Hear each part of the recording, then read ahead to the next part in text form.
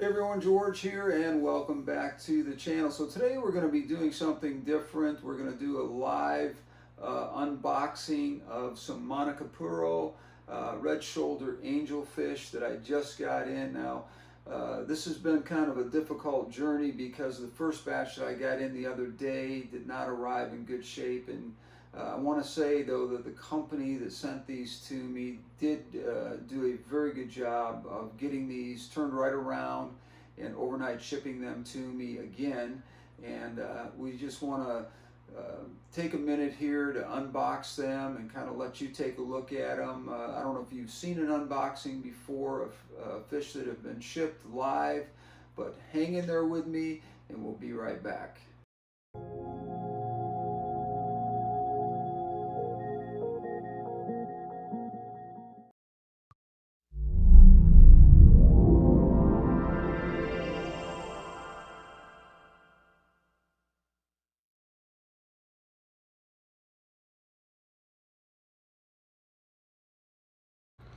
So the first thing we're going to do here is we are going to open this box, and you know, I'm a little bit scared to open this in front of you, but the bottom line is that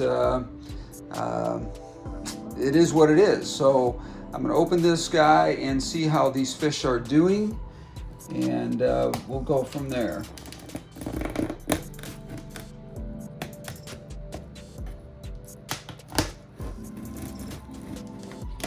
It's sealed real well, which is good.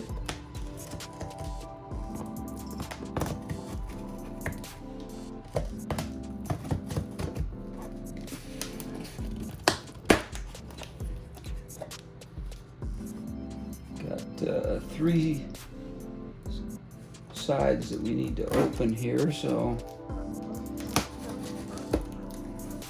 let's turn this around here so we can get a better look at what we're doing. And that is it. Now we got a little bit down here that's sticking on us. Okay, so I am going to open this up.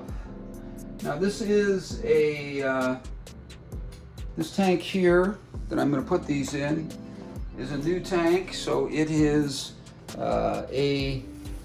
it's a holding tank for right now, and I want to get these guys out of here. Looks like they're wrapped real well, and let's see what we got here. 1, 2, 3, and as you can see, everyone is alive in here, and we're going to go ahead and float these in the aquarium. When we come back, we're going to talk about how to properly float these guys and acclimate them, and go through the process of doing that. And hang in there with me and we'll be right back. So as you can see, we do have 3 live fish, which is fantastic. It doesn't always work out that way. And we're going to float these guys for about 30 minutes. I'm going to run them down to this end of the tank here so you can see them and while I'm talking to you. Now anybody that you get fish from should be putting one of these in there, especially this time of year, and that is a heat pack. This is really nice and warm, and I'm sure this helped a lot in making sure that these fish were in good shape when they got to me. I haven't seen this type of tie on the top of this before, but you know, zip ties, I guess it makes sense. If you pull them tight, they're not going to leak, so you know. Every good company is going to give you instructions on how to acclimate the fish, even though you probably know how to do that.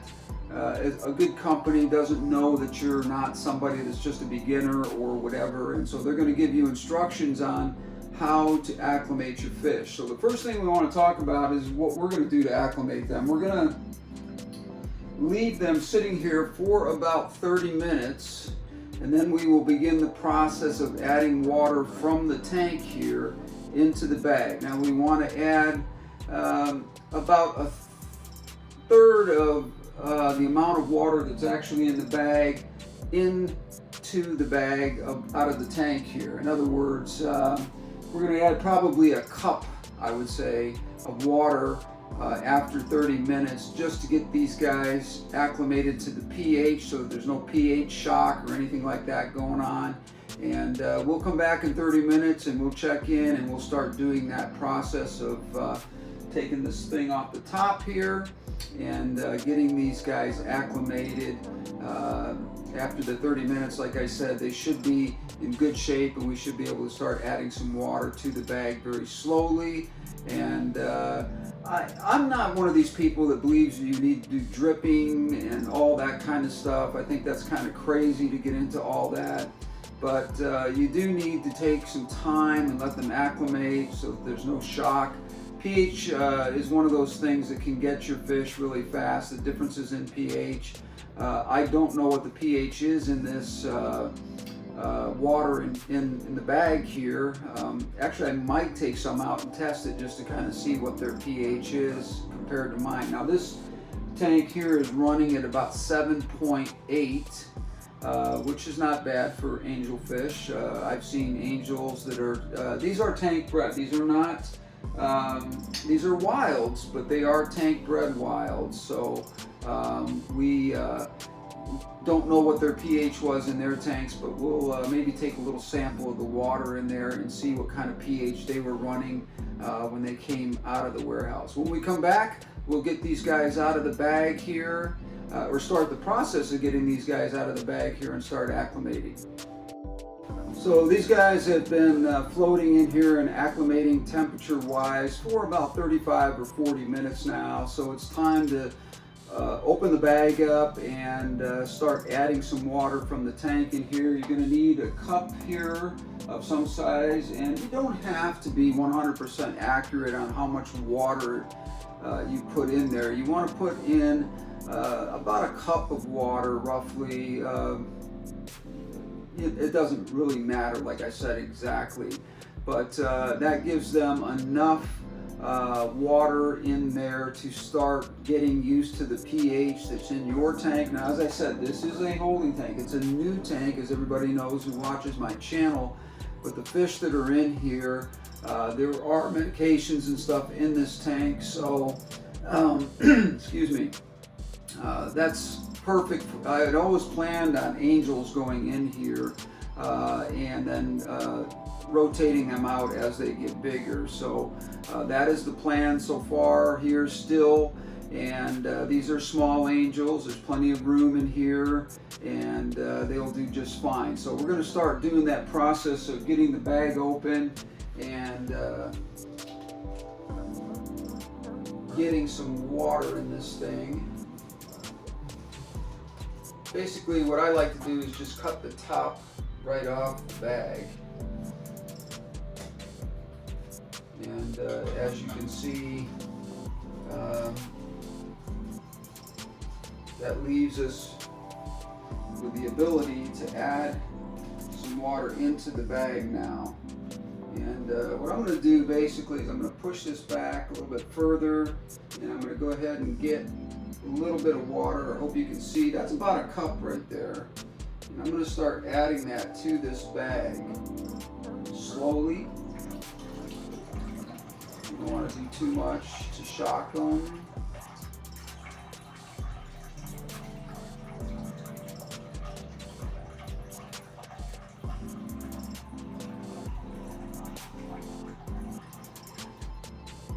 Okay, so now we have about a cup of water from this tank now in here, and we're going to let this sit probably about another 30 minutes, and we'll do the same thing. Some people go to extremes and do this 3 or 4 times.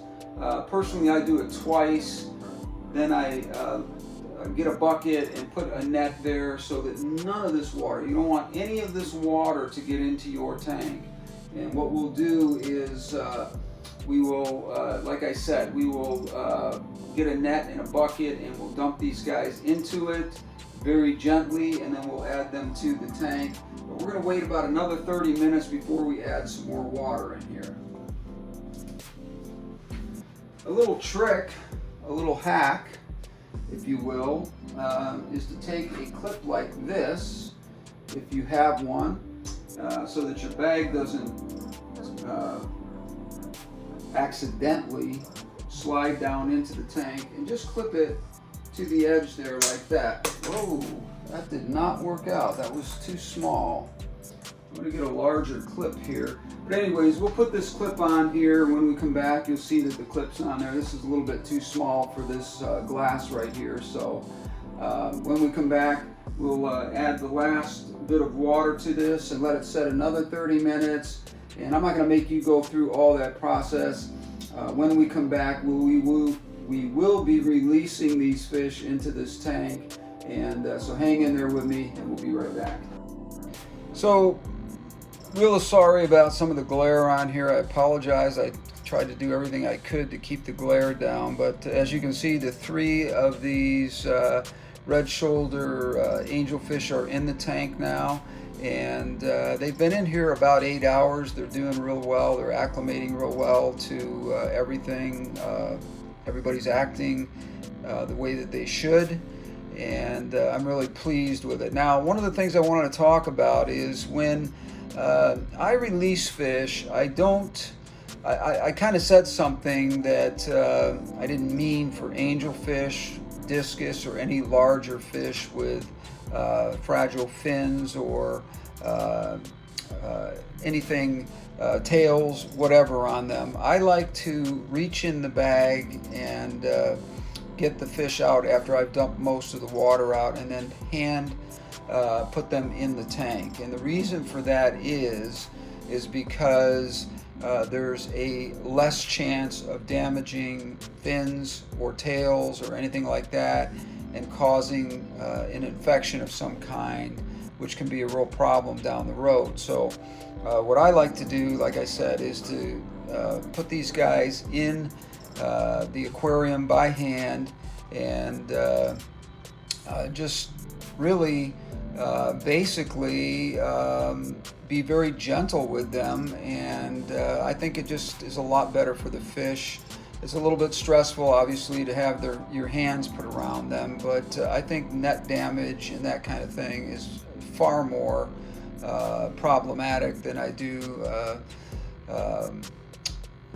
feel like when I reach in the bag and pull them out by hand. I do this with my discus fish as well, so keep that in mind and in the future for something that you might want to consider whenever you're releasing fish that are this size. Now, I'm not talking about tetras or smaller fish or anything like that.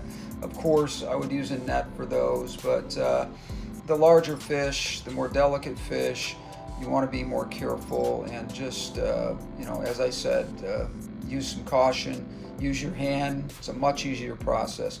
When we come back, we're going to wrap up this video, so hang in there with me and we'll be right back. So it has been about 24 hours since I released these guys into this tank, and as you can see, they're all kind of hanging out in their favorite corner. That's pretty standard for a fish like this to be a little bit skittish and so forth, but I see no health issues right now at all. I do like to use Paragard in my tanks when I add new fish. I'll do that for 3 days, and hopefully nothing will show up. The temperature in this tank right now is about 84 degrees. That's on the higher end of what you want to keep these angelfish, but that is good because that warm, it's not 86 where it can't happen, but it's 84. If I need to boost the temperature up to 86, I would do that if I see any signs of ick disease or anything like that. I don't foresee that. These are from a supplier that I know really well. I've never had any problems with his fish at all.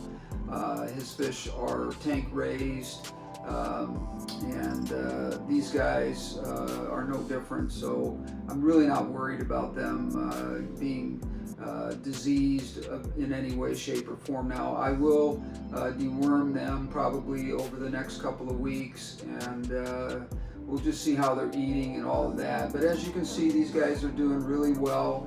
They've adapted to the tank, and I just wanted to show you an unboxing of fish. that you don't normally get to see, and I appreciate it. Thank you for joining me today. Make your comments down below here.